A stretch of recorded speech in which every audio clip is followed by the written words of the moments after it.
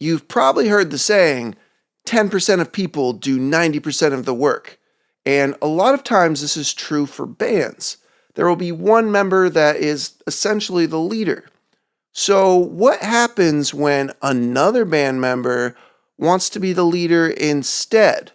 Well, there are other sayings such as, too many cooks spoil the broth, or two captains sink the ship. Except for in this story, it's not the ship that goes down, it's one of the captains.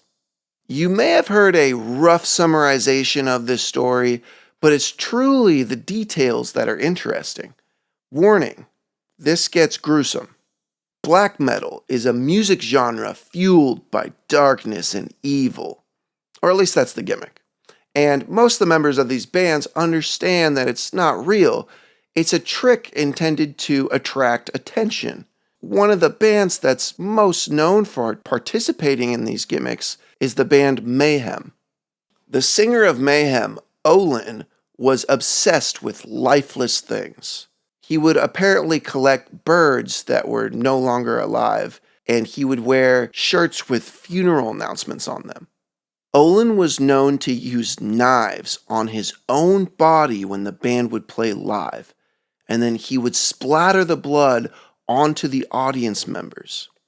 He was so obsessed with the lifeless that apparently he believed that he was unalive and just living a dream. The singer and some of his bandmates lived out in a house out in the woods, and apparently the guitarist Euronymous and him would always get into arguments and would just annoy each other.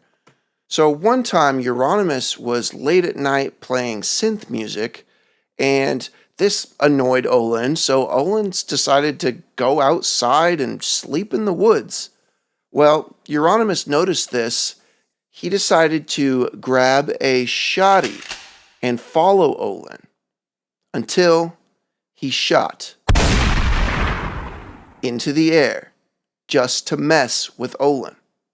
The singer clearly had a bad mental state, and unfortunately it's said that Euronymous would encourage Olin to take his own life. One day, Olin had the house to himself. Everybody was gone.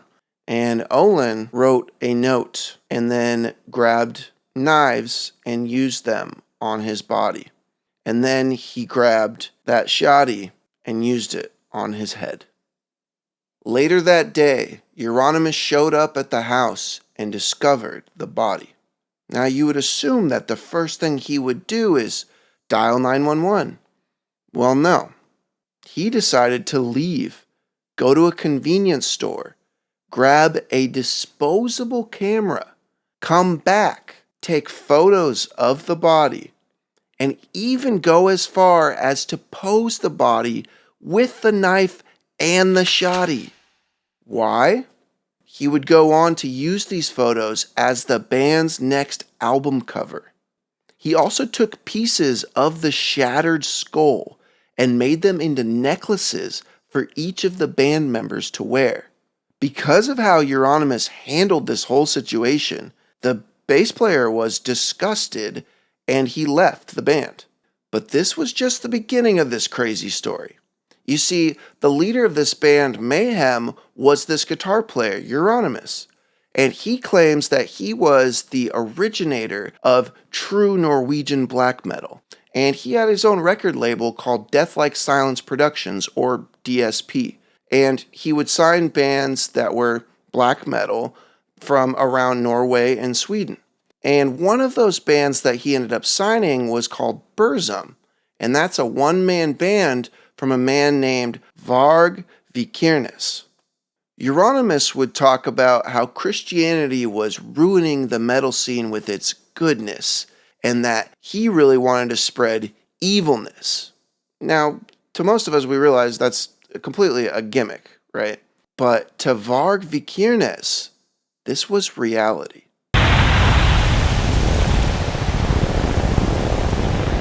Varg would take this theory and he would go on to burn down the Fantoft Stave church. And he didn't stop there. He burned several others, and he influenced the burning of over 50 churches in the next few years. Euronymous saw how much notoriety this was gaining, so he asked Varg to join Mayhem as their new bass player.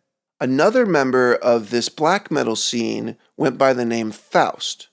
One night, Faust was leaving a bar alone, and he said that another man from that bar, who was gay, approached him and gave him a proposition. Faust didn't like that, so he went on to slice the man 37 times. He then told Euronymous and Varg about this, and how they responded was, "Let's go burn down a church in celebration." So then Varg got the idea shortly afterwards that, hey, I should reach out to the press and tell them that I actually did all of the church burnings and the slicing. You see, the thing about Varg is he wanted to be the leader, and he felt that Euronymous was just saying all this crazy stuff just for the show of it, and he wasn't the real deal. Now, Varg had the press come over to his place and do an interview, took photos of him, and he told them the whole story. So, of course, a couple days later, Varg was arrested. However, he was let go 6 months later due to a lack of evidence. This whole situation irritated Euronymous for putting the business at risk, and it's rumored that Euronymous said he was going to take Varg into the woods, tase him, and then off him and make a film of the whole thing. But also, Euronymous never actually paid Varg for the Burzum records that sold underneath his label. So Varg got fed up with this and told Euronymous, hey, I'm leaving the label and I'm going to release the music on my own, and I quit Mayhem. So Euronymous goes home and he whips up a contract that says that all previous Burzum records, the rights will be released back to Varg. He mails it out to Varg, and all he has to do is sign it and send it back. But Varg hears this rumor that Euronymous wants to take him out. So Varg decides to drive several hours with his bandmate to go out to Euronymous' apartment, and they didn't arrive until 3 a.m. Varg heads into the apartment while the bandmate stays in the car. Once inside the apartment, something happens. An altercation occurs, and Euronymous tries to run away from Varg. He tries to flee the apartment, but he's not fast enough. Varg pulls out a knife and slices Euronymous 16 times in the back, 5 times in the neck, and twice to his skull. This was the end of Euronymous.